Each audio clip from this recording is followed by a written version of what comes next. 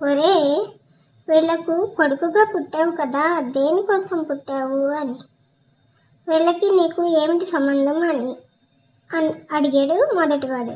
రెండోవాడు ఇలా చెప్తున్నాడు, గత జన్మలో వీడు బాకీ పడ్డాడు, నాకు డబ్బులు ఇవ్వకుండా పోయాడు, అందుకని వీడికి కొడుకునే పుట్టి అందినంతా లాగేసుకుందామని వచ్చాను. మరి నువ్వెందుకు వచ్చావు అని అడిగాడు రెండోవాడు. వీడు నాకు కూడా ఇవ్వాలిరా, నేను కూడా అందుకే వచ్చాను, వీడికి కొడుకునే పుట్టి దొరికినంత దోచుకుని వదిలేసి వెళదాము అని వచ్చాను అన్నాడు మొదటివాడు. కానీ వీడు మనల్ని గురువు చేతిలో వదిలేశాడు, ఇంకేముంది, వాడు మనకు పడిన బాకీలన్నీ గురువు తెగ్గొట్టేశాడు, ఇప్పుడు వాడికి మనకి రుణబంధం తెగిపోయింది అని వాళ్ళు మాట్లాడుకుంటూ ఉన్నారు.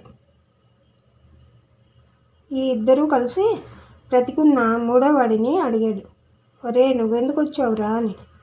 అప్పుడు బ్రతికున్న మూడోవాడు ఇలా చెప్పాడు, గత జన్మలో నాకు కొడుకులు బిడ్డలు ఉండి కూడా దిక్కు లేకుండా పడి ఉంటే వీడు నన్ను చేరతీసి అన్నం పెట్టి ఆదరించాడు, నేను పోయే వరకు నన్ను పోషించాడు, అందుకే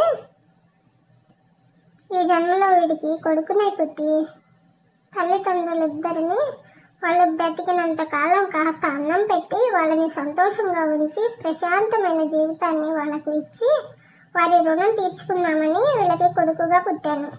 మీరు ఆయన్ని పీడించాలని వచ్చారు కనుక గురువు మిమ్మల్ని గోతులో పాతి పెట్టాడు, నేను అలా కాదు కనుక నేను బ్రతికి ఉన్నాను అని చెప్పాడు మూడోవాడు. ఈ ముగ్గురి మాట్లాడుకుంటున్న మాటలు ఆ తల్లిదండ్రులు విన్నారు. గురువు పాదాల మీద పడి క్షమించమని వేడుకున్నారు. కాబట్టి గురువు లేని పూజ గుడి లేని పూజ అని అంటారు. ఆత్మజ్ఞానము తెలిసిన గురువుని పట్టుకుని ఉంటే గుణాలు రుణబంధాలు కాదు, జన్మరాహిత్యమే జరుగుతుంది. ఈ జన్మలోనే మోక్షము లభిస్తుంది. మోక్షం అంటే చనిపోయిన తర్వాత మోక్షం వస్తుందని చాలామంది అనుకుంటారు, కానీ అది నిజం కాదు. మోక్షం అంటే బ్రతికి ఉండగానే ఆత్మజ్ఞానాన్ని పొందడం.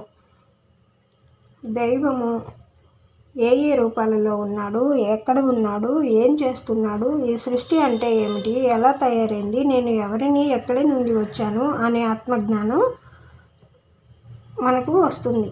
అసలు మాయ అంటే ఏమిటి, ఇలా ఎన్నో సృష్టి రహస్యాలు బ్రతికుండగానే తెలిసిపోతుంది. ఇదే మోక్షము. మరుజన్మ రాకుండా భగవంతుడు